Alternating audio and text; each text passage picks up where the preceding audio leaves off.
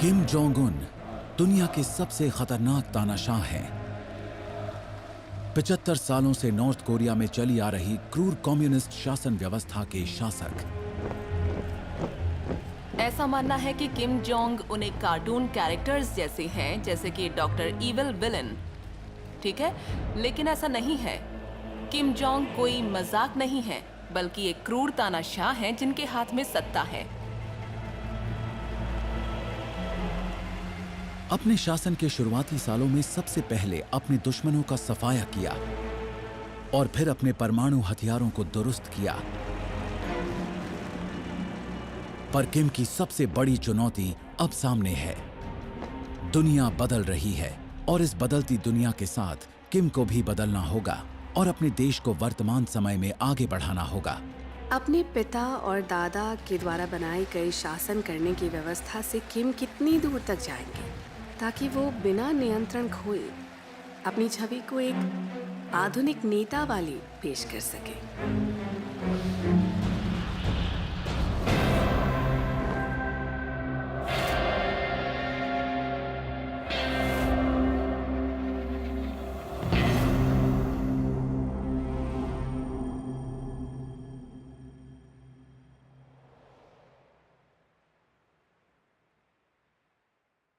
'North Korea की तरफ से फिर से उकसाने के प्रयास किए जा रहे हैं। नई रिपोर्ट के मुताबिक प्योंगयांग अपने अगले परमाणु परीक्षण की तैयारी कर रहा है। नॉर्थ कोरिया दुनिया को अपनी नई इंटरकॉन्टिनेंटल बैलिस्टिक मिसाइल दिखा रहा है। ऐसा राष्ट्रपति ट्रंप के ये कहने के बाद हुआ है कि अब नॉर्थ कोरिया के साथ बड़ा विवाद हो सकता है।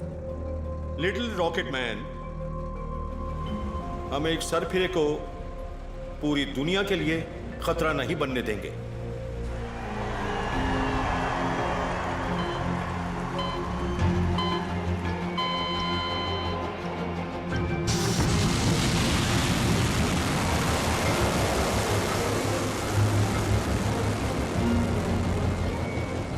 दो 2017 में किम जोंग उन ने अपने परिवार के बरसों पुराने सपने को पूरा किया और वो सपना था ऐसे परमाणु मिसाइल का निर्माण करना जो उनके सबसे बड़े और पुराने दुश्मन यूनाइटेड स्टेट्स पर हमला कर सके।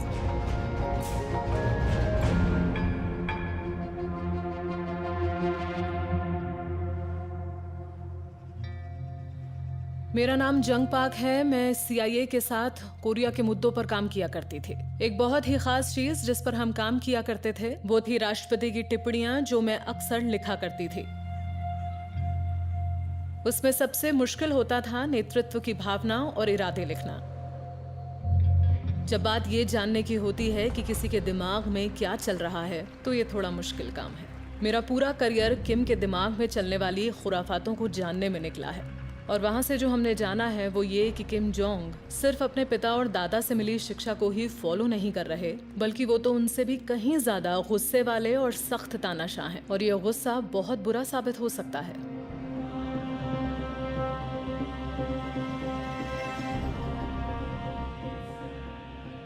उनके मिसाइल और हथियार अब कहीं ज्यादा ताकतवर और विश्वसनीय हैं और इस समय Kim Jong Un north Korea के शासक हैं, जो बात डर पैदा करती है।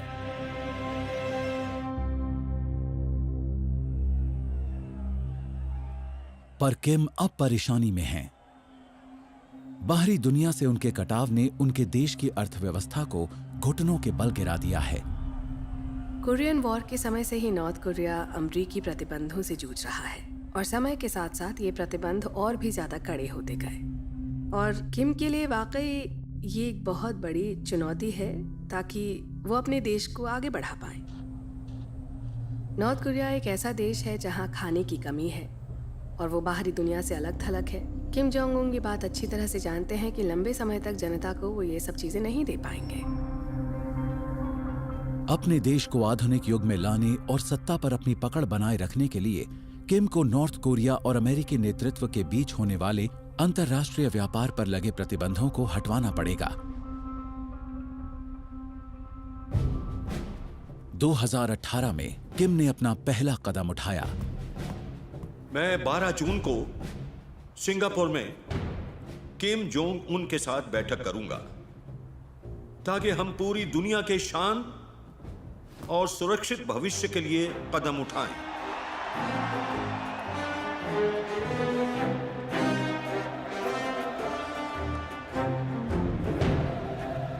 10 जून को शासक के तौर पर केवल तीसरी बार किम ने नॉर्थ कोरिया से बाहर कदम रखा। कारण था सिंगापुर में उनकी डोनाल्ड ट्रंप के साथ ऐतिहासिक मुलाकात।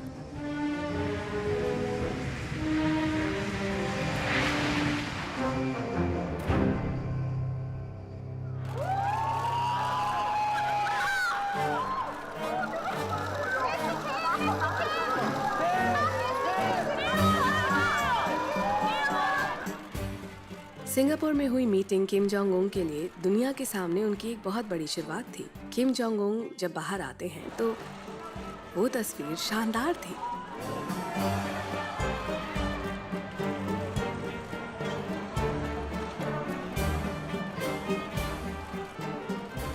मुझे लगता है ये बिल्कुल वैसी ही छवि का उदाहरण था जो किम जोंग उन अपने लोगों को दिखाना चाहते थे। वो ये बताना चाहते हैं कि मैं बहुत खुशमिजाज, बहुत अच्छा और सहज हूँ, और ये बिल्कुल उलट है उस तस्वीर के जो अब तक हमने नॉर्थ कोरिया के नेताओं में देखी थी।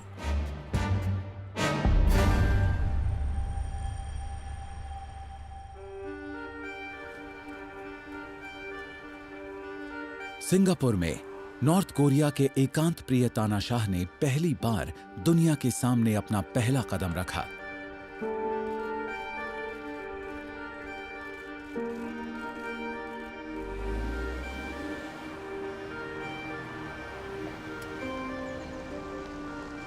मैं हूं जॉन बोल्टन। मैं राष्ट्रपति ट्रंप का राष्ट्रीय सुरक्षा सलाहकार था।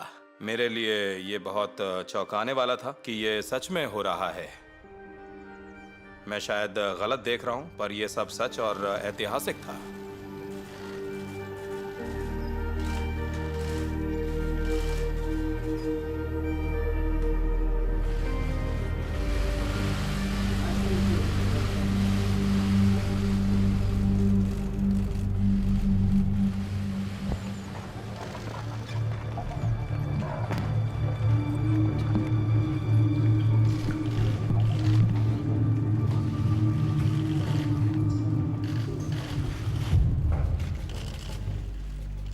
मीटिंग के दौरान ये बिल्कुल साफ था कि किम बहुत सहज थे। वो राष्ट्रपति ट्रंप को बहुत अच्छी तरह से भाप रहे थे।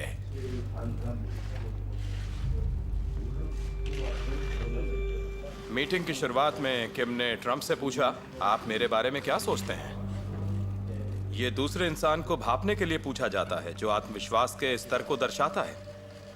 मेरा मतलब है, आप मेरे बारे में क्या सोचते हैं? ये दूसरे से ये कहलवाने के लिए एक निमंत्रण है। आप एक अत्याचारी तानाशाह हैं जो करोड़ों लोगों पर अत्याचार कर रहे हैं, और जो आप कह रहे हैं मुझे उस पर भरोसा नहीं है। ये एक सटीक जवाब होता, लेकिन ये जवाब मीटिंग रोकने वाला भी साबित हो सकता था। शुक्रिया। मीटिंग कैसी चल रही है मिस्टर प्रेसिडेंट? ट्रंप ने इस सवाल का जवाब बहुत अच्छे से दिया कि किम बहुत अच्छे हैं, बहुत सहज हैं और बहुत कुछ। क्या बात बन रही है मिस्टर प्रेसिडेंट? सब अच्छा चल रहा है, शुक्रिया। सबका शुक्रिया। शुक्रिया।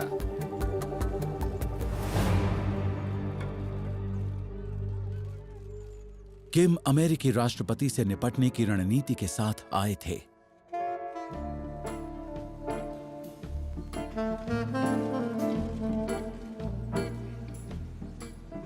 जब ये दोनों नेता एक साथ होते हैं तो कुछ जादू सा होता था। मैं कह सकती हूँ, क्योंकि जो मैंने देखा मुझे वो रोमांस जैसा लगा।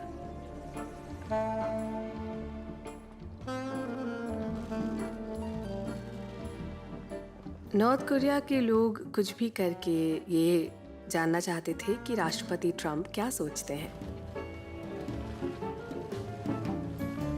वो क्या कर सकते हैं, उन्हें कैसे लुभाया जाए, और वो लोग ये अच्छी तरह जानते थे कि इसे कैसे करना है। किम जोंग उन ने अपने दूत को हाथ से लिखे खतों के साथ भेजा। इन बातों में नॉर्थ कोरिया काफी पुराने ख्याल रखता है। वो आपको ईमेल या ऑनलाइन अटैचमेंट नहीं भेजेंगे, और ये कुछ ऐसा था जो प्रेसिडेंट ट्रंप को बहुत अच्छा लगा कि उन्हें हाथ से लिखे खत मिले।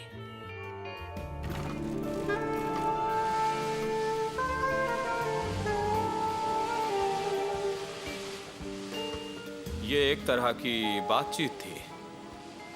मैं ज्यादातर इस बात से चिंतित था कि ट्रंप बहुत ज्यादा ना बोल दें। लेकिन उसकी बजाय वहां पर बातचीत हुई south Korean US war games की। क्योंकि ट्रंप ने उन्हें यहाँ बुलाया था तो उन्होंने हार मान ली। ये किम के लिए एक तरह की रियायत थी और हम में से किसी को नहीं पता था कि ऐसा कुछ होने जा रहा है। ठीक है। इस बात ने किम को काफी हद तक खुश कर दिया था। ये बहुत अच्छा था। लाइए दीजिए। मैं असल में बहुत ज्यादा सख्त हो रहा था, इसलिए वो भी सख्त थे और ऐसा चला आ रहा था, लेकिन अब सब ठीक हो रहा है। ओके? हाँ बिल्कुल। उन्होंने मुझे खत लिखे और वो खत बहुत सुंदर थे। शायद हमें प्यार हो गया।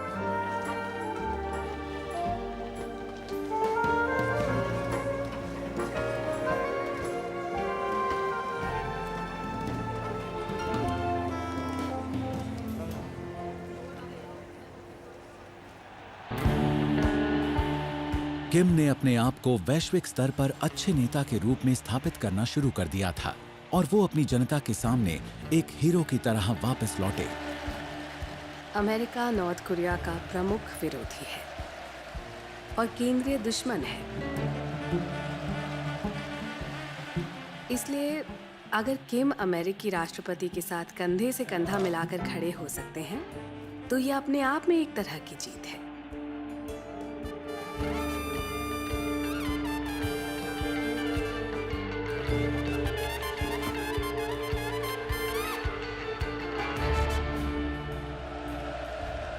किम जोंग उन अपने लोगों से ये कह सकते हैं कि दुनिया के सबसे ताकतवर नेतृत्व वाले देश हमारी बात पर गौर कर रहे हैं।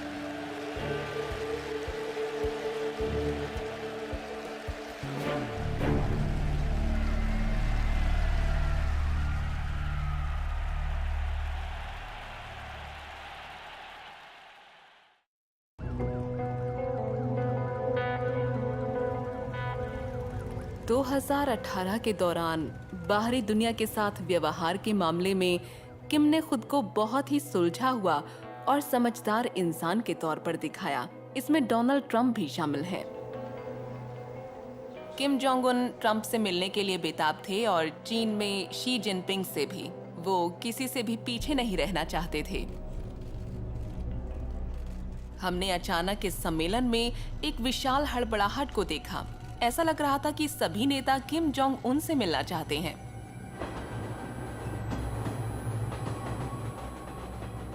नॉर्थ कोरिया एक बहुत ही कमजोर देश है, लेकिन उसके पास परमाणु हथियार हैं। किम जोंग उन अगर किसी बड़े युद्ध में शामिल होते हैं तो वो आधे ग्रह को उड़ा सकते हैं और यही उन्हें एक बहुत बड़ा लाभ देता है जो उन्हें वैसे कभी नहीं मिल पाता। वो पुतिन से रशिया में मिलने के लिए गए। पुतिन दुनिया भर के नेताओं से मिलने के लिए बहुत प्रसिद्ध हैं, बहुत देर से मिलने के लिए।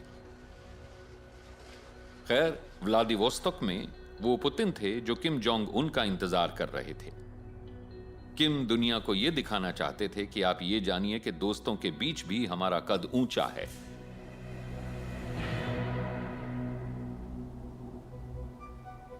अपने खुफिया एकांत साम्राज्य को बाहरी दुनिया के लिए खोल देना किम जोंग उन के शासन के लिए जोखिम भरा था। अपने शासन के शुरुआती सालों में किम ने विदेशी लोगों को चीन बॉर्डर पर बने खास ट्रेडिंग जोन में व्यापार शुरू करने के लिए प्रोत्साहित किया और यहां आने वाले पहले कुछ विदेशियों में से एक थे साउथ कोरिया में जन्मे अमेरिकी नागरिक किम डोंग चुल। मैंने वहां पर विदेशी नागरिकों के लिए होटल खोला था। मुझे CIA के लोगों ने अप्रोच किया था। वो चाहते थे कि मैं उनके लिए जासूसी करूं किम जोंग उन के बारे में। मैंने उन्हें बार बार मना किया पर वो कहते रहे कि मुझे ये करना ही पड़ेगा। देश के प्रति ये मेरी अहम जिम्मेदारी है।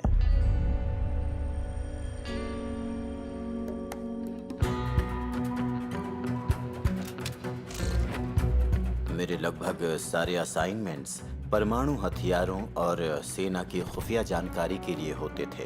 उनके पास कौन सी मिसाइल है, तो मैंने वहां पर एक न्यूक्लियर साइंटिस्ट को अपनी टीम में शामिल किया और न्यूक्लियर साइट के एक सिक्योरिटी गार्ड को भी। मैं जब भी मिशन पर शामिल होता तो मैं बहुत ही घबराया हुआ होता था। मुझे एक खास तरह की घड़ी दी गई थी।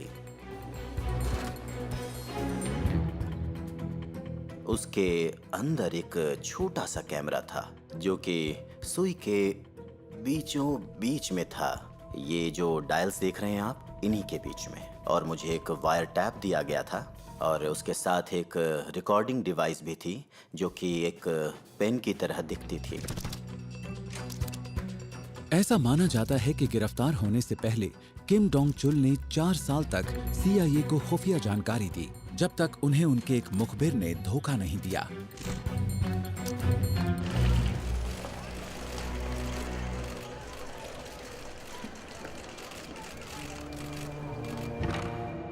किम जोंग उन ने अपनी तानाशाही का एक बहुत ही सार्वजनिक उदाहरण दिया। उन्होंने लगभग 6 महीने मुझे टॉर्चर किया था। वो टॉर्चर इतना बुरा था कि मैं बहुत ज्यादा दर्द में था।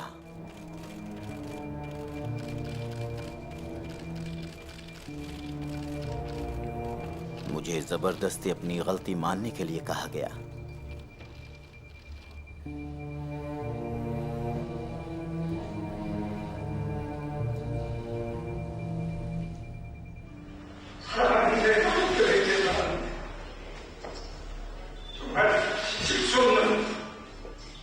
उसके बाद मुझे चैन की सांस आई, एक ऐसी सांस जिसका मैं कब से इंतजार कर रहा था, और वो दर्द आखिरकार खत्म हो चुका था। मैं अपनी पुरानी जिंदगी में वापस लौट आया था। पकड़े गए जासूस को 10 साल की कड़ी सजा सुनाई गई और वो किम और पश्चिम के बीच चल रहे अंतरराष्ट्रीय शतरंज के मोहरे बन गए। किम अमेरिकी राष्ट्रपति से अपने संबंधों में सुधार करने के लिए 2 साल बाद अमेरिकी राजदूत से मिले। और अभी अभी हमें ये पता चला है राष्ट्रपति ट्रंप के ट्वीट से कि नॉर्थ कोरिया ने 3 अमेरिकी बंदियों को अब छोड़ दिया है। मुझे विमान से ले जाया गया और अचानक वहां पर घोषणा की गई कि हमने अभी अभी नॉर्थ कोरिया की हवाई सीमा को पार कर लिया है, और ये सुनकर हम सब बहुत खुश हो गए थे।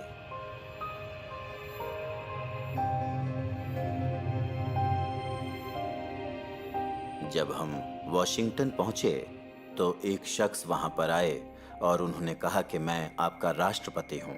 मुझे बिल्कुल भी अंदाजा नहीं था कि वो कौन है, क्योंकि जब मैं पकड़ा गया तो ओबामा राष्ट्रपति थे और मैं ट्रंप से ज्यादा परिचित नहीं था।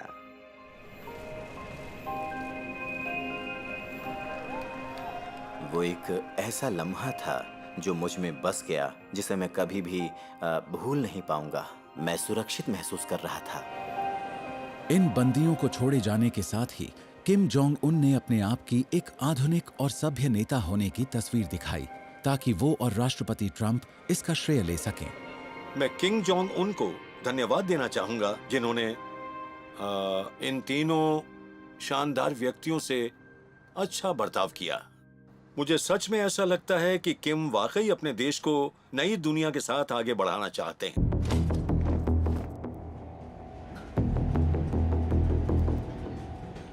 फरवरी 2019, किम जोंग उन 4000 किलोमीटर की यात्रा पर निकलते हैं, जिसकी पहली मंजिल है वियतनाम, और ट्रंप के साथ दूसरी महत्वपूर्ण मुलाकात, जिसका मुद्दा है अपने देश पर लगे आर्थिक प्रतिबंध हटवाना। जब वो हनोई गए तो मुझे लगता है कि वो बहुत ही आत्मविश्वास से भरा हुआ महसूस कर रहे थे। उन्होंने नॉर्थ कोरिया की मीडिया को बताया कि वो एक बैठक में हिस्सा लेंगे। उन्हें लगा कि ऐसा करना शायद उनके लिए बहुत अच्छा रहने वाला है। शायद उन्होंने ऐसा ही कुछ सोचा हो।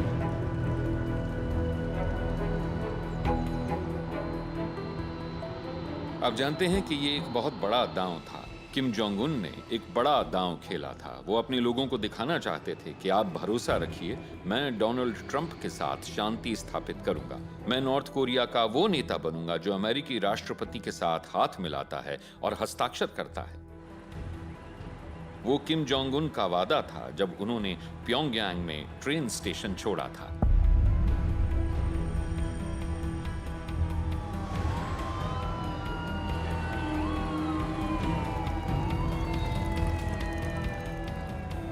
इस बैठक की पहली रात दोनों नेता रात के खाने के लिए मिलते हैं, जिसमें ट्रंप और किम के लिए बहुत अच्छी व्यवस्था की जाती है।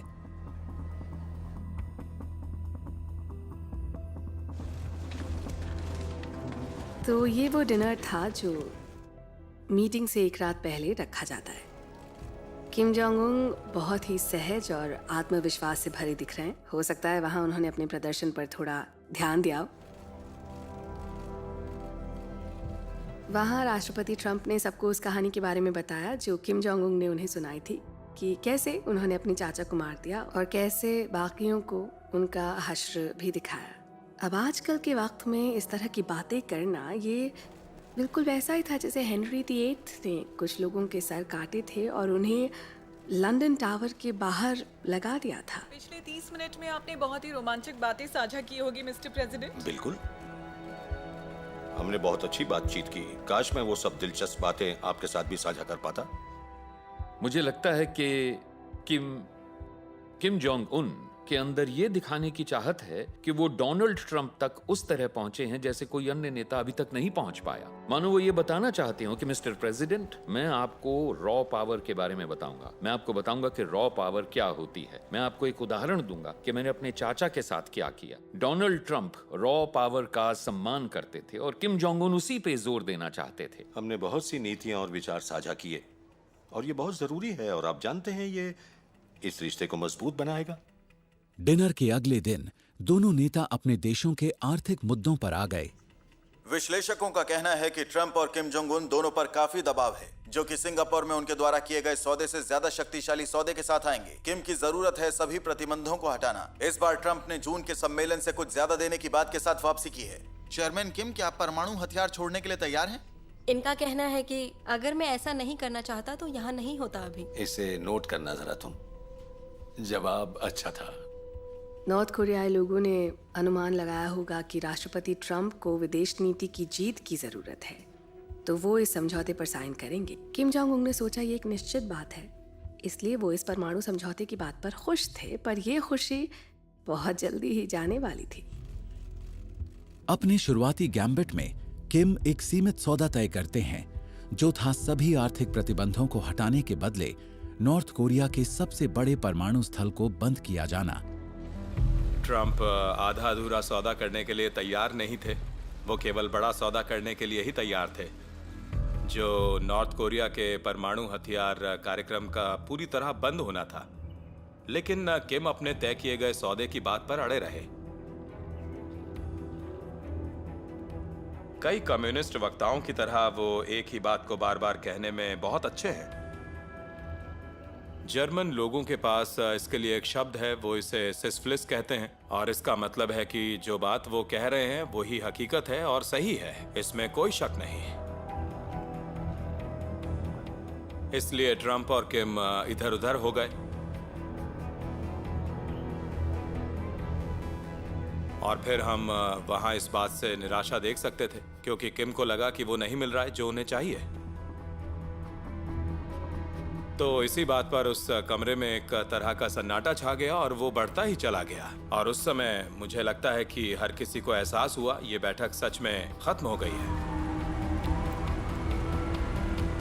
बड़ी खबर आ रही है कि नॉर्थ कोरिया के साथ अमेरिका की दूसरी मुलाकात खत्म हो गई है और सुर्खियों के मुताबिक कोई समझौता नहीं। कुछ मिनटों के अंतर से दोनों नेताओं का काफिला बैठक की जगह से दूर होता हुआ दिख रहा है। कभी कभी आपको दूर होना पड़ता है। उन्होंने हनोई में सच में मेज पर अपना दोपहर का खाना छोड़ दिया और वापस अपने अपने देश रवाना हो गए, और मुझे लगता है कि ये गलत था।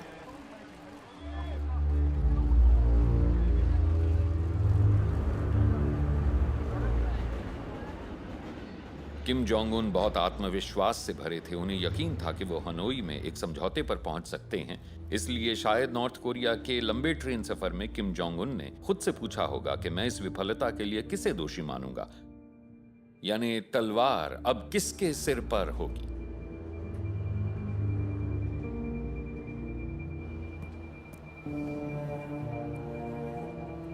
किम जोंग उन बहुत नाराज थे। उनका चेहरा उतरा हुआ था क्योंकि वो एक सौदा नहीं कर पाए। उन्हें खाली हाथ वापस आना पड़ा और इससे किम जोंग उन पर और दबाव बढ़ गया था।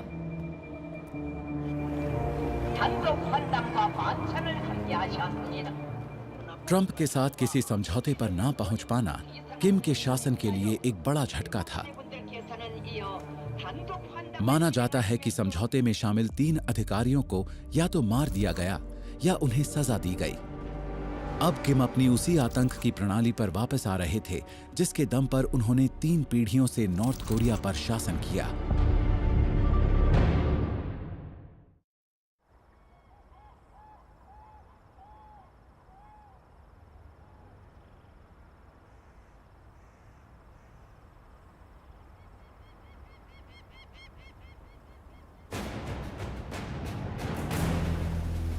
नॉर्थ कोरिया में बॉर्डर महज मजबूत नहीं है, बल्कि वे अभेद्य हैं।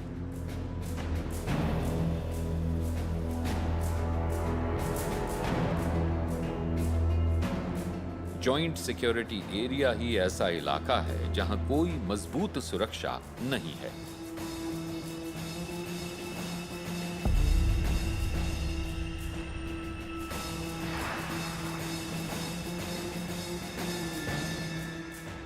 एक नॉर्थ कोरियाई सैनिक जिसका नाम ओ चोंग सोंग था, वो कोरियन पीपल्स आर्मी में एक अच्छा सिपाही था जो 38th सीमा रेखा पर तैनात था, जहां केवल क्रेम डे ला क्रेम तैनाती होती थी।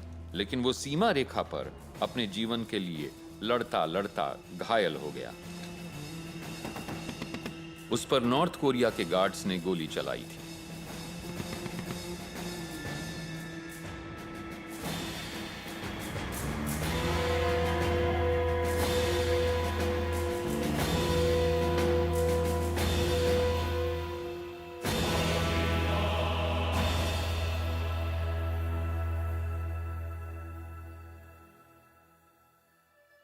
नॉर्थ कोरिया का सिपाही घायल अवस्था में असैन्य क्षेत्र में पाया गया, जो नॉर्थ कोरिया और साउथ कोरिया को अलग करता है, जहां साउथ कोरिया की सेना ने उसका बचाव किया।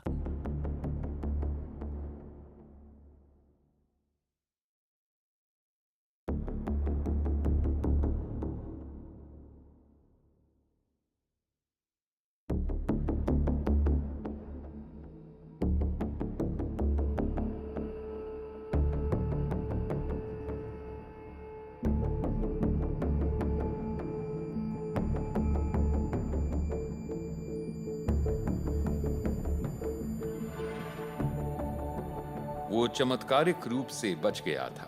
फिर उसे हेलीकॉप्टर द्वारा एक कोरियाई अस्पताल में ले जाया गया। पता चला कि उसके शरीर में कई कीड़े थे। वो एक स्वस्थ सैनिक था जिसे नॉर्थ कोरिया में अच्छा रहन सहन मिला था, लेकिन वो अभी भी कुपोषण से पीड़ित था। और ये कई लोगों के लिए एक झटका था जो देख रहे थे कि नॉर्थ कोरिया में क्या हो रहा है। इस विशेष वीडियो में किम जोंग उन को दिखाया गया होगा कि सीमा पर सुरक्षा सर्वोपरि थी और उसे साबित करने के लिए सबसे भरोसेमंद लेफ्टिनेंट्स जोखिम उठाने को तैयार थे। मुझे लगता है कि किम जोंग उन जनरल्स पर बहुत गुस्सा हुए होंगे जिन्होंने अपने होते हुए ऐसा होने दिया, और मुझे यकीन है कि उन्हें फटकार लगाई गई होगी, कैद की सजा दी गई होगी या इससे बदतर सजा। सीमा पर ऐसी हरकतें देखकर किम ने सीमा सुरक्षा को और चौकन्ना कर दिया और ऐसे गद्दारी करने वाले लोगों को कड़ा दंड देने की बात कही। किम अब भी तानाशाह राजवंश के लिए अपने प्यार और पश्चिम में बीते अपने जवानी के दिनों के बीच बटे नजर आते हैं। सत्ता संभालने के कुछ समय बाद उन्होंने यूरोप में बसे अपने पुराने दोस्त को ढूंढा।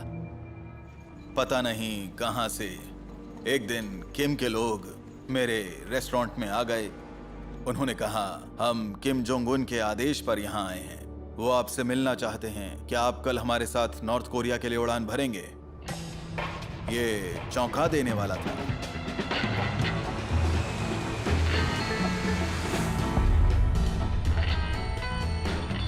मेरा नाम है शॉ मिकाइलो। मैं किम जोंग उन के साथ स्कूल में पढ़ता था।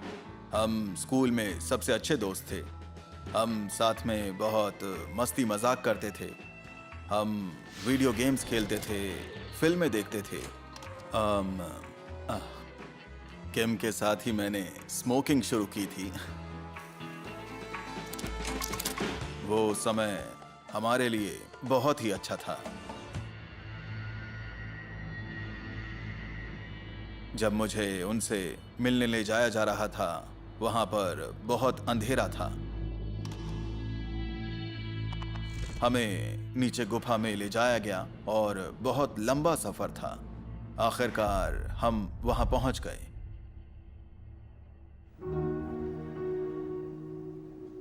वो एक कोने के पास आए, हम गले मिले। वो इस बात से बेहद खुश थे कि मैं उनसे मिलने आया।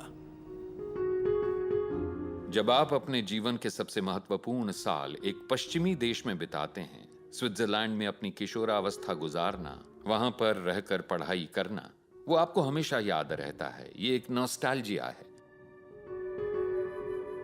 हमने बास्केटबॉल का मैच खेला। मैंने उनसे कहा कि मैंने ये बहुत सालों से नहीं खेला है। उनके साथ मुझे उस पुराने टाइम की बहुत याद आई। वो अब वैसा जीवन कभी नहीं जी सकते, लेकिन उन्होंने अगर अपने बचपन के दोस्त को नॉर्थ कोरिया बुलाया तो ये उनका अपने जीवन के उस हिस्से को जीने का तरीका है जिसे वो फिर से जीना चाहते हैं, जो अब कभी वापस नहीं आ सकता। खाने के वक्त हमने अपने पुराने दिन और मेरे कामकाज के बारे में बहुत ज्यादा चर्चा की। वो ये जानना चाहते थे कि कल मैं कहाँ था, क्या कर रहा था। उस दिन हमने कोरियन खाना खाया। हालांकि उन्हें इस बात की बहुत ज्यादा चिंता थी कि शायद मुझे खाना पसंद नहीं आएगा। तो वहाँ पर और भी चीजें थीं। मैंने उनसे पूछा कि क्या मैं सिगरेट पी सकता हूं, और उन्होंने कहा हाँ क्यों नहीं, हमने इसे साथ में शुरू किया था, साथ में खत्म करेंगे।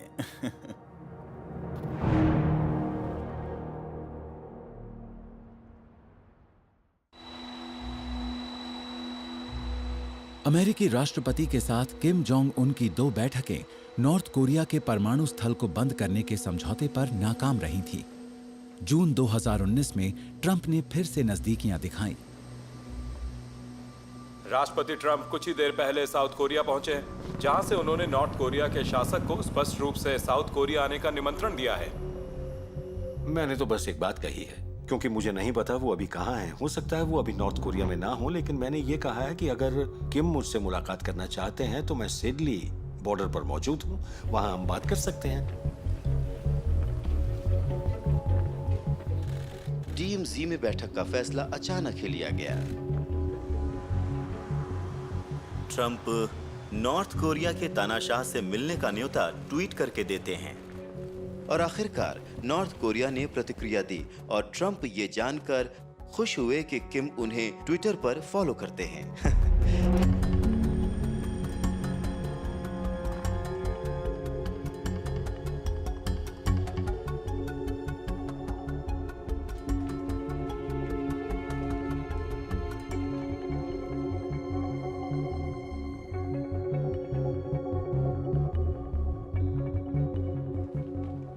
हनोई में बात रुकने के बाद किम जोंग उन चाहते थे कि उन्हें राष्ट्रपति ट्रंप से मिलने का एक मौका और मिल जाए।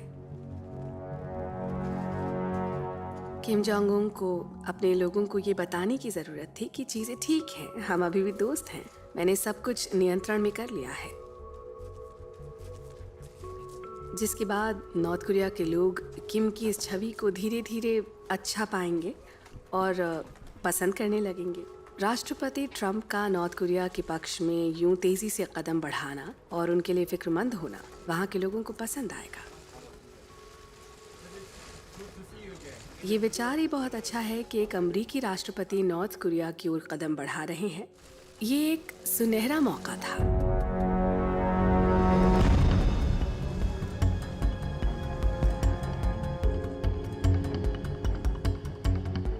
और अचानक हम क्या देखते हैं कि Donald Trump Kim Jong Un के साथ उनके देश में सैर कर रहे हैं। आप जानते हैं कि वो पहले अमेरिकन राष्ट्रपति हैं जिन्होंने ऐसा किया।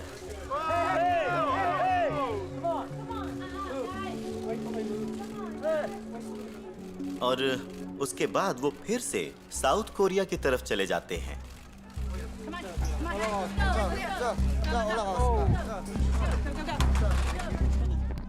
हम बिल्कुल भी नहीं जानते थे कि ऐसा होने वाला है।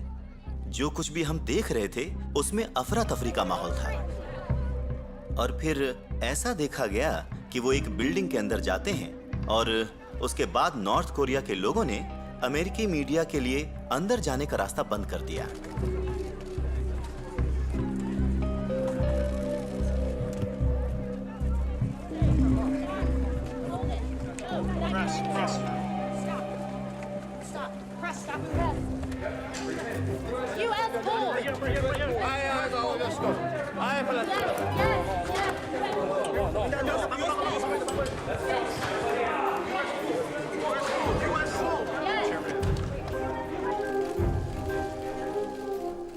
और इसीलिए स्टेफनी ग्रिशम, डोनाल्ड ट्रंप की प्रेस सेक्रेटरी ने वहां पर तैनात उत्तर कोरियाई सुरक्षा गार्ड्स को फटकार लगाई, जो उस कमरे में दोनों नेताओं के पीछे से अमेरिकी प्रेस को अंदर नहीं आने दे रहे थे।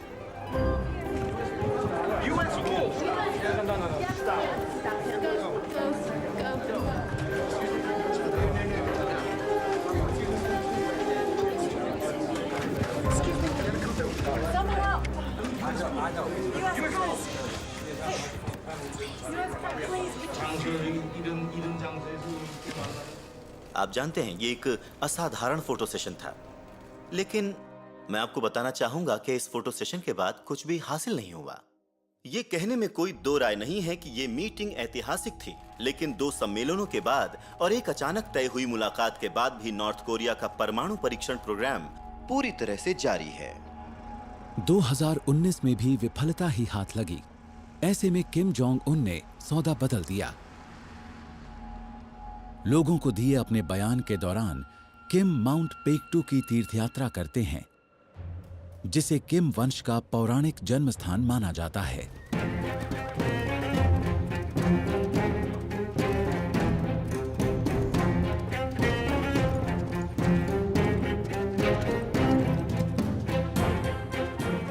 ऐसा नहीं है कि किम जोंग उन को घुड़सवारी पसंद है। यहाँ एक और मकसद है। ये प्रचार का हिस्सा है। वो वास्तव में एक राजा टोंगयोंग पर केंद्रित है, और राजा टोंगयोंग एक योद्धा थे जिन्हें अक्सर विदेशी ताकतों से लड़ते हुए दिखाया जाता था, और वो देश को एक साथ लाते हैं। और किम के लिए ये एक तरह से अपने लोगों को याद दिलाने का एक तरीका है कि मैं उसी विरासत का उत्तराधिकारी हूँ और मुझे शासन करने का अधिकार है। राष्ट्रपति ट्रंप की ओर इशारा करते हुए किम ने यूनाइटेड स्टेट को क्रिसमस पर तोहफा देने की धमकी दी। किम जोंग उन निराश थे कि वो ट्रंप को मना नहीं पाए थे। मुझे लगता है कि उन्होंने महसूस किया, ठीक है, अगर ट्रंप मेरे साथ बातचीत नहीं करेंगे तो मैं उन पर एक बड़ी चोट करूंगा। और ये वो संदेश है जो मुझे लगता है कि वो दुनिया को भेजना चाहते थे, कि अब मैं आपको दिखाऊंगा कि मैं कितना शक्तिशाली हूं। मैं आपको दिखाऊंगा कि इस जगह पर कौन वास्तव में बॉस है, और वो मैं हूं, यानी किम जोंग उन।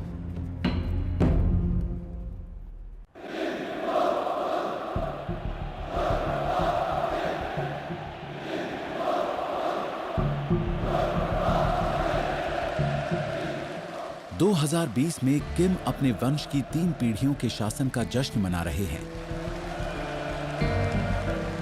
लेकिन अपने देश पर लगे आर्थिक प्रतिबंधों पर उनकी ट्रंप से दोनों मुलाकातें विफल रही हैं। आखिर कब तक किम अपने प्रति लोगों की निष्ठा को कायम रख पाएंगे? साथियों, मेरे प्रति लोगों का विश्वास आकाश जितना ऊंचा है और समुद्र से गहरा, लेकिन मैं उनके विश्वास पर खरा उतरने में नाकाम रहा। मैं आप सब से माफी मांगता हूं।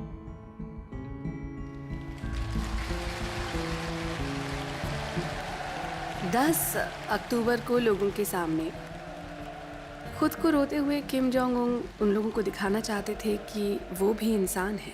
वो इस बात को दिखाना चाहते थे कि हाँ, मैं लगभग एक भगवान की तरह हूँ और मैं इस देश के नेतृत्व के लिए पैदा हुआ हूँ, लेकिन मैं भी आपके जैसा ही एक पिता हूँ। मुझे आपकी तरह बच्चों की परवाह है, मुझे भी आपकी तरह हमारे भविष्य की परवाह है।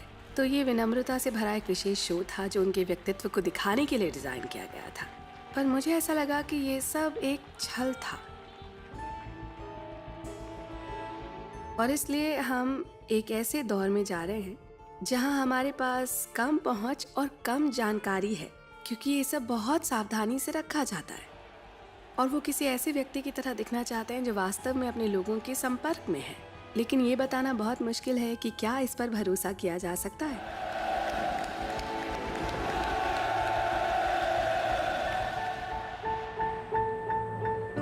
आर्थिक रूप से वो बहुत गहरे संकट में हैं। प्रतिबंध, महामारी और बाढ़, इन सभी समस्याओं ने जुड़कर नॉर्थ कोरिया की अर्थव्यवस्था को अब और बुरी तरह से बिगाड़ दिया है, जो पहले से ही घुटनों पर थी, लगभग अपने खात्मे पर है अब। और फिर भी किम जोंग उन परमाणु हथियार विकसित करना जारी रखेंगे।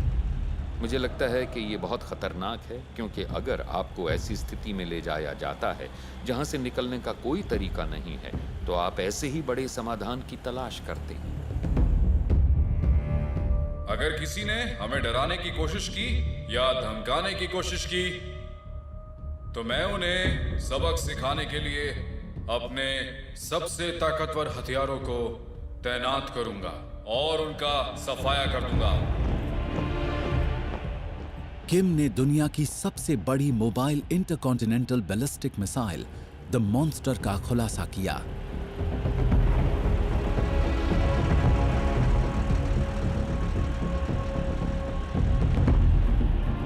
नॉर्थ कोरिया के आधुनिकीकरण और दुनिया के सामने अपनी छवि सुधारने के प्रयासों के बावजूद किम जोंग उन एक क्रूर तानाशाह बने हुए हैं, जो अब पहले से भी ज्यादा खतरनाक हैं। आप उनके शासन को नहीं रोक सकते हैं, लेकिन आप दुनिया के सबसे खतरनाक हथियारों को उनके हाथों से बाहर रखने के लिए हर संभव कोशिश कर सकते हैं। मुझे लगता है कि साफ तौर पर आपको बल के उपयोग पर विचार करना होगा। मुझे नहीं लगता कि नॉर्थ कोरिया का अंत किसी भी हालत में अच्छा होने की संभावना है।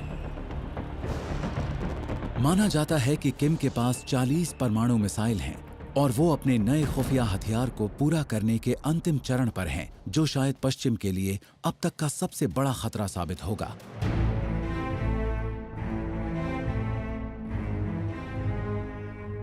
अब वक्त आ गया है जब दुनिया एक नए रणनीतिक हथियार के बारे में जाने, जिसका परीक्षण डीपीआर के आने वाले भविष्य में करने वाला है। वो अब एक 3000 टन की सबमरीन बना रहे हैं, जो बैलिस्टिक मिसाइल को फायर करने में सक्षम होगी। एक बार जब वो उस तकनीकी शिखर तक पहुंच जाएंगे, तो नॉर्थ कोरिया इन बैलिस्टिक मिसाइलों में से एक को सबमरीन पर रख सकता है। सबमरीन को ट्रैक करना बहुत मुश्किल है। ये ऐसा खतरा है जो कहीं भी जा सकता है। नॉर्थ कोरिया कभी भी उस पनडुब्बी को पैसिफिक महासागर से बाहर निकाल सकता है और लॉस एंजलिस के लोगों के लिए खतरा बन सकता है। और ये बात रात में लोगों को जगाए रखने के लिए काफी है।